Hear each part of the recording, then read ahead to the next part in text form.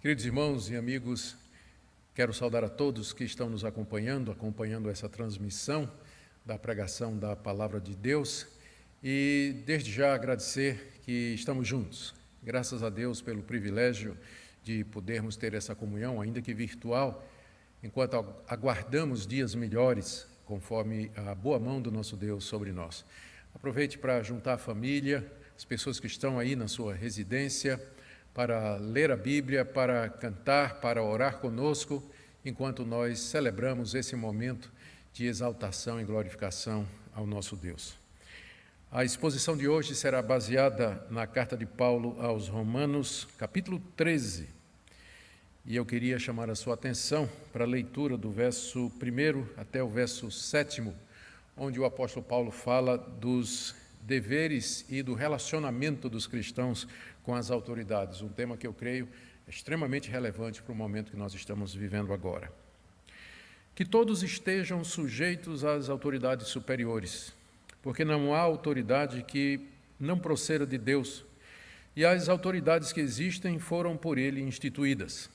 Assim, aquele que se opõe à autoridade resiste à ordenação de Deus, e os que resistem trarão sobre si mesmos condenação. Porque os magistrados não são para temor quando se faz o bem, e sim quando se faz o mal. Você quer viver sem medo da autoridade? Faça o bem e você terá o louvor dela, pois a autoridade é ministro de Deus para o seu bem. Mas se você fizer o mal, então tenha medo, porque não é sem motivo que a autoridade traz a espada, pois é ministro de Deus, vingador, para castigar quem pratica o mal. Portanto, é necessário que vocês se sujeitem à autoridade, não somente por causa do temor da punição, mas também por dever de consciência. É por isso também que vocês pagam impostos, porque as autoridades são ministros de Deus, atendendo constantemente a esse serviço. Paguem a todos o que lhes é devido. A quem tributo, tributo. A quem imposto, imposto. A quem respeito, respeito. A quem honra, honra. Até aqui a leitura da Palavra de Deus. Nós vamos pedir a direção do Espírito Santo, queridos, na exposição da Palavra de Deus, para que nosso coração possa compreender com os olhos do entendimento aquilo que está revelado no santo livro do nosso Deus. Pai querido, te damos graças pela oportunidade de mais uma vez expor a Tua Palavra aos meus irmãos, queridos que nos seguem, nos ouvem. E eu quero pedir, Pai, que ao abrirmos a Tua santa lei, Tu queiras iluminar os olhos do nosso coração, para que nós vejamos toda a sua riqueza, para que nós entendamos o seu sentido e o apliquemos à nossa situação.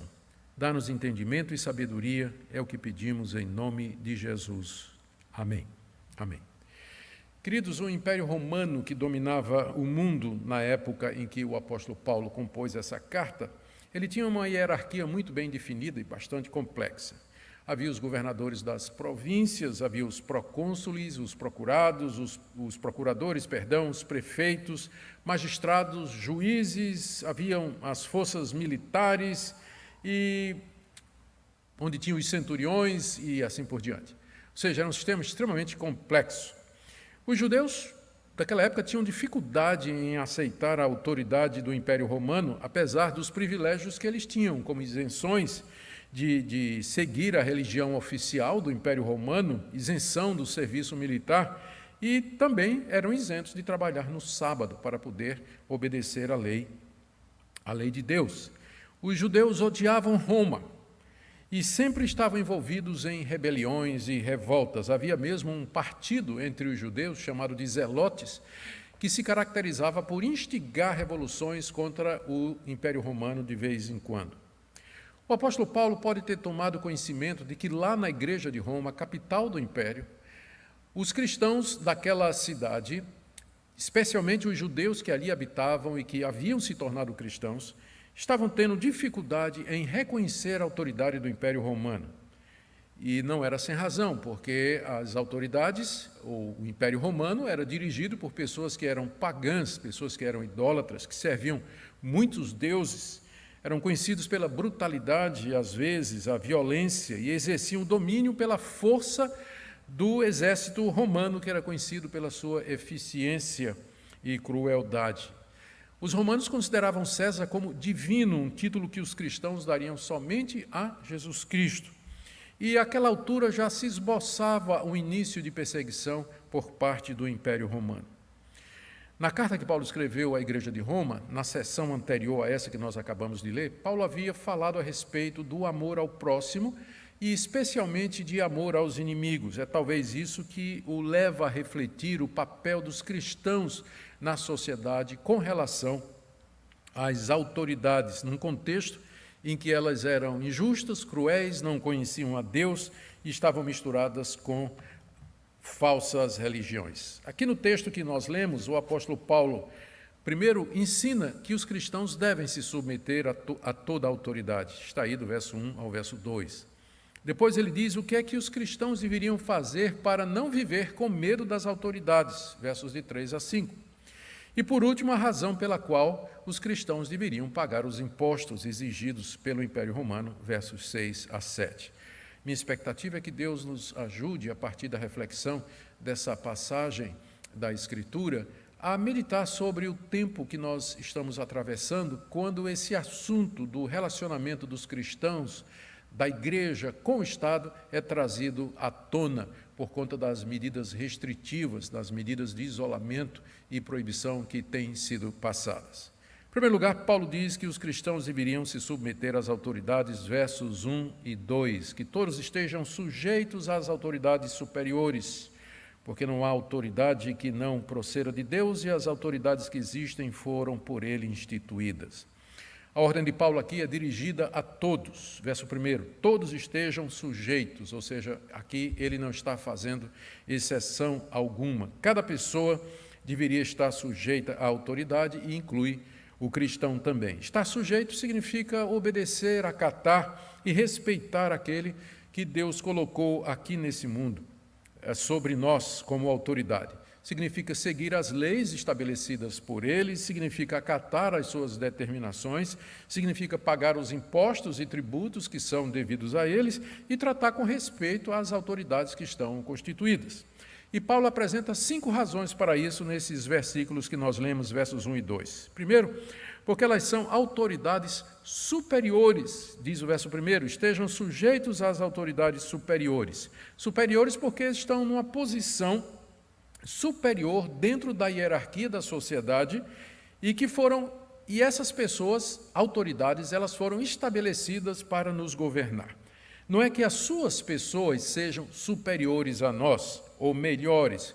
A história mostra, a realidade revela que muitos reis, governadores, senadores e magistrados de todas as épocas, na época de Paulo, na nossa época, eles são passíveis de corrupção, passíveis de agir por motivos escusos, são omissos no cumprimento da lei, aceitam suborno.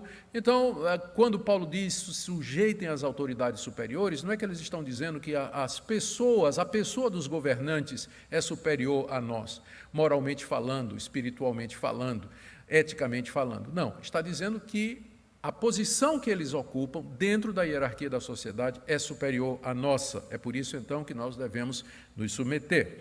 A segunda razão que Paulo apresenta para essa submissão é que toda autoridade humana para governar procede de Deus, ainda no verso 1. Não há autoridade que não proceda de Deus. É Deus que, por sua providência, pelo seu poder, levanta reis, príncipes, governadores e presidentes. E é o mesmo Deus quem os abate e os derruba.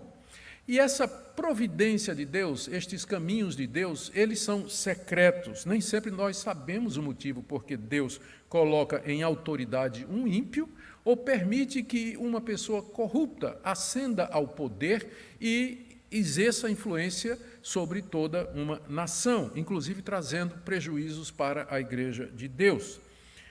Contudo, as autoridades, sejam boas ou sejam ruins, elas procedem de Deus. Como eu digo, não a pessoa, mas a função.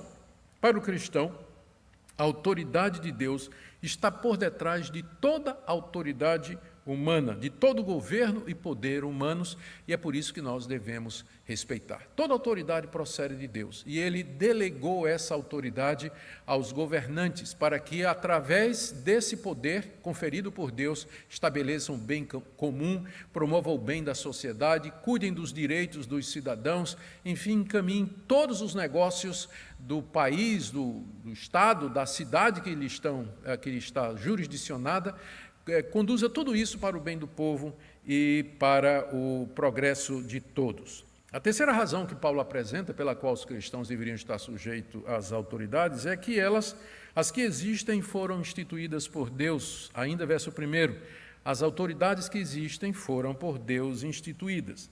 Mesmo que elas chegaram ao poder de forma errada, golpe de Estado, corrupção, força militar, conluio, urnas fraudadas, povo enganado, nós sabemos que, através de governantes bons ou maus, Deus executa sempre os seus planos secretos para fazer a história chegar ao fim que ele determinou desde a eternidade. O exemplo que nós podemos trazer para esclarecer esse ponto é a declaração de Jesus diante de Pilatos.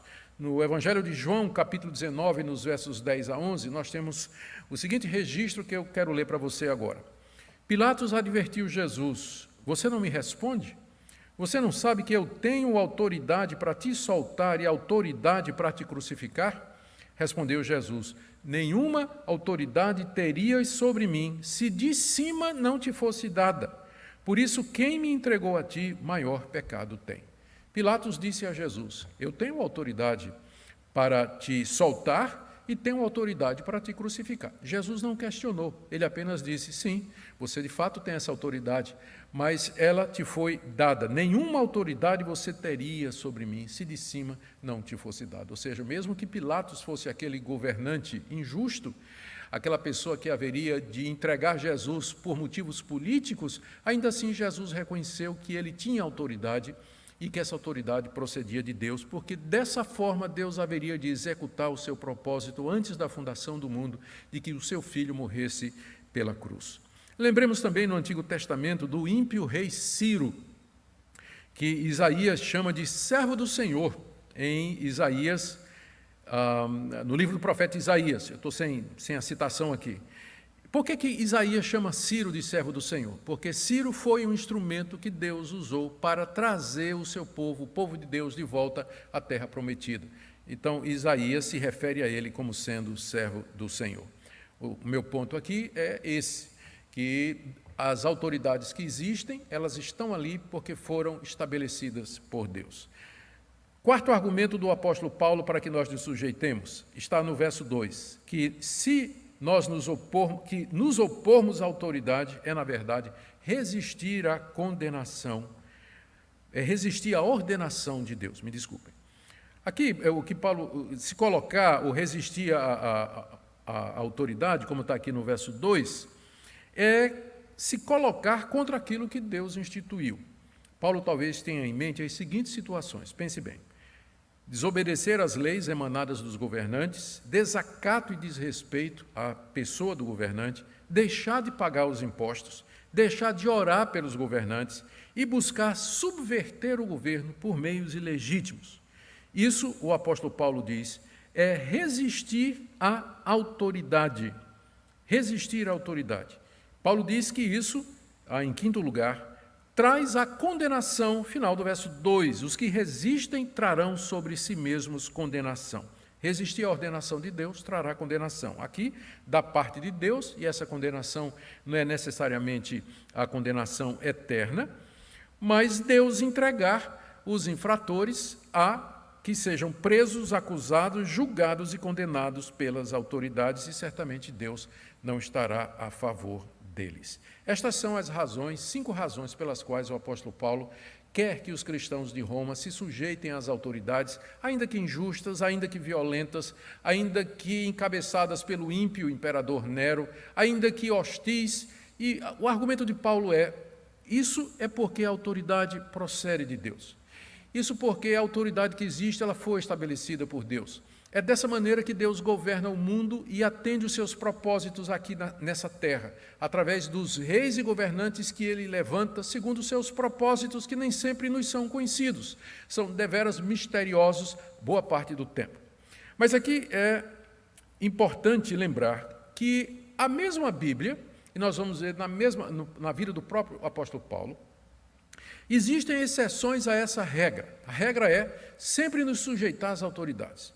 Mas existem exceções, e eu queria apresentar pelo menos 3 situações em que essa regra ela não pode ser obedecida. Primeiro, quando a autoridade passar leis ou obrigar os cristãos a irem contra a autoridade de Deus ou contra as leis de Deus.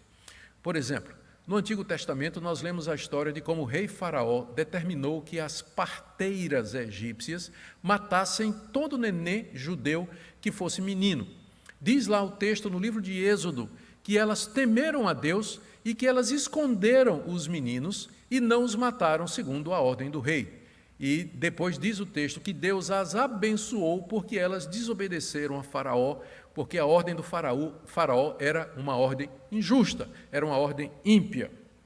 Também nós lemos no livro de Atos de quando os apóstolos de Jesus Cristo são ordenados pelo Sinédrio, que era a maior autoridade dos judeus naquela época, a que absolutamente não pregassem em Jerusalém no nome de Jesus Cristo. E Pedro, então, representando ali os líderes cristãos, ele responde: julgai vós mesmos, se é justo ouvir-vos antes que a Deus, importa obedecer a Deus antes que os homens. E aí eles continuaram pregando o evangelho em Jerusalém. Foram presos. Posteriormente, Tiago vai ser morto à espada, mas eles entenderam que não poderiam obedecer aquele decreto, uma vez que o decreto os colocava contra a ordem de Jesus, que disse: ide por todo mundo pregai o evangelho a toda criatura.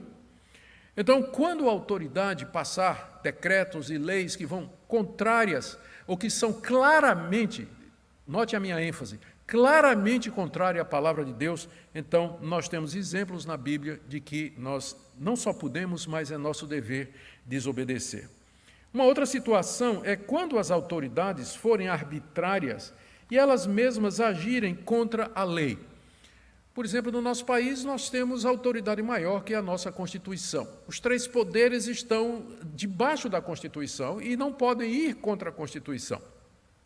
Se alguma autoridade vai contra a Constituição e legisla ou decreta, ou de alguma maneira quer impor alguma norma ou regra que não é amparada pela Constituição, não é errado o cristão usar dos seus direitos e apelar para os tribunais e usar de todos os recursos necessários para fazer valer a justiça.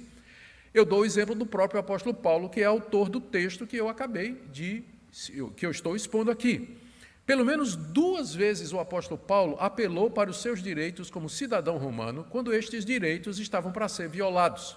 A lei romana dizia que um cidadão romano ele não poderia ser condenado, apenado e sofrer castigos sem que houvesse um processo legal contra ele em que ele tivesse a oportunidade de se defender. Em 2 ocasiões isso aconteceu com o apóstolo Paulo, na cidade de Filipos e uma vez em Jerusalém, onde Paulo percebeu que ele iria ser destratado, sendo ele cidadão romano. O que é que ele fez? Ele apresentou-se como cidadão romano e exigiu os seus direitos, no que ele foi atendido.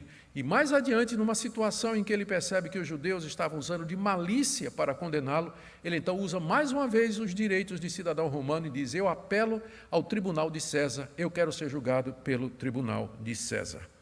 Ou seja, o apóstolo Paulo, o mesmo apóstolo que disse: estejam sujeitos às autoridades superiores, é o mesmo que, pelo menos em 3 ocasiões no seu ministério, apelou para os seus direitos como cidadão.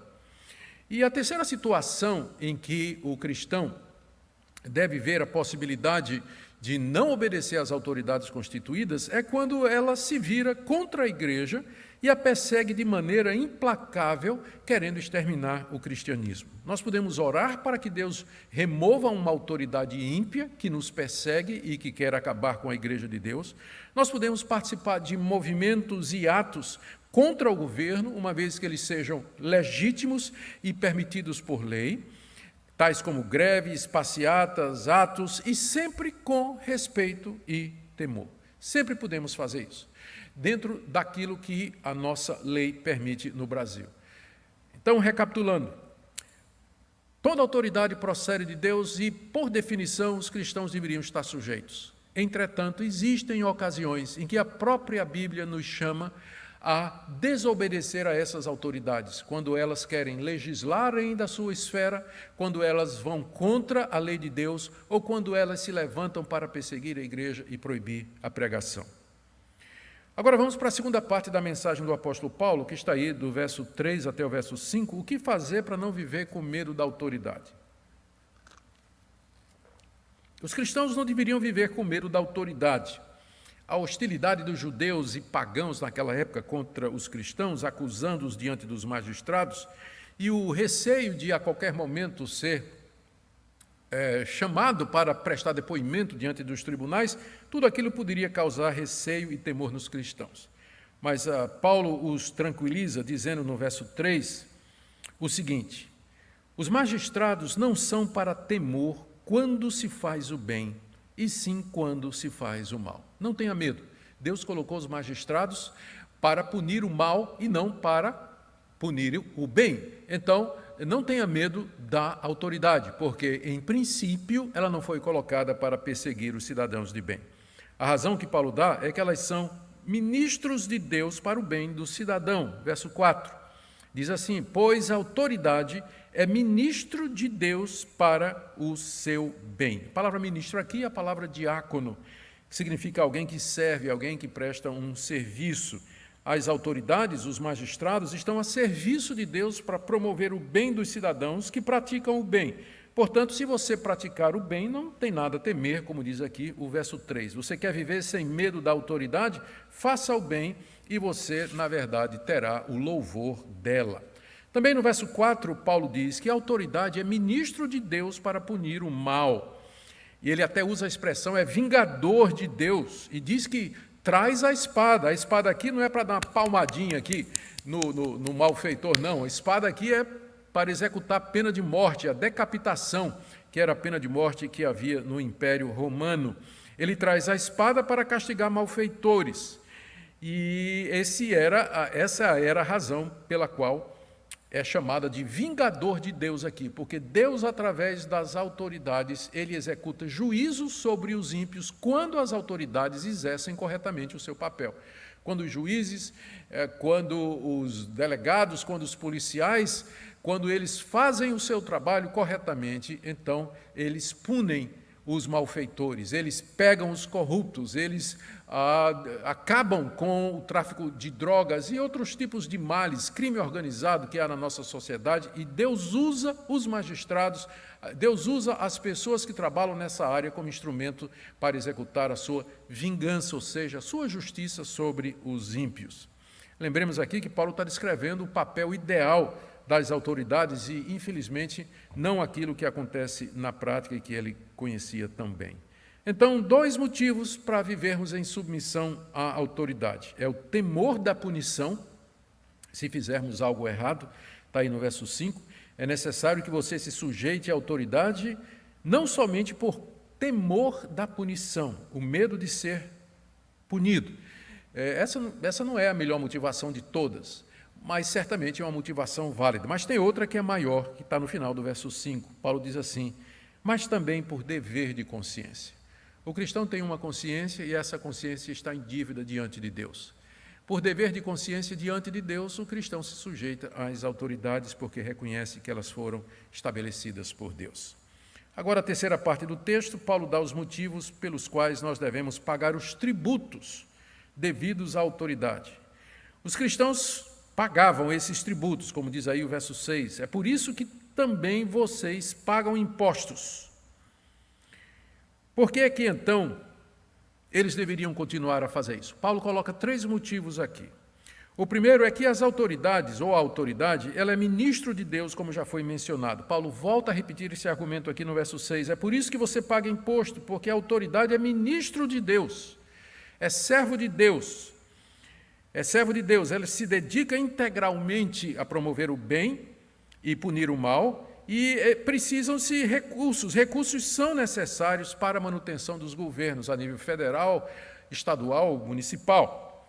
Todos esses tributos, então, eles devem ser pagos exatamente porque nós devemos ver o trabalho dos magistrados, dos juízes, dos prefeitos, dos governadores, ministro de Estado, do presidente, como sendo um trabalho estabelecido por Deus e que precisa de manutenção.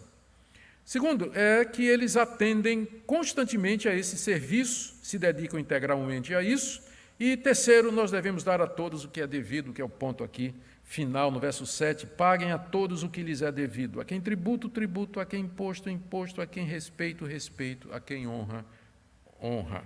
Devemos dar a todos o que é devido.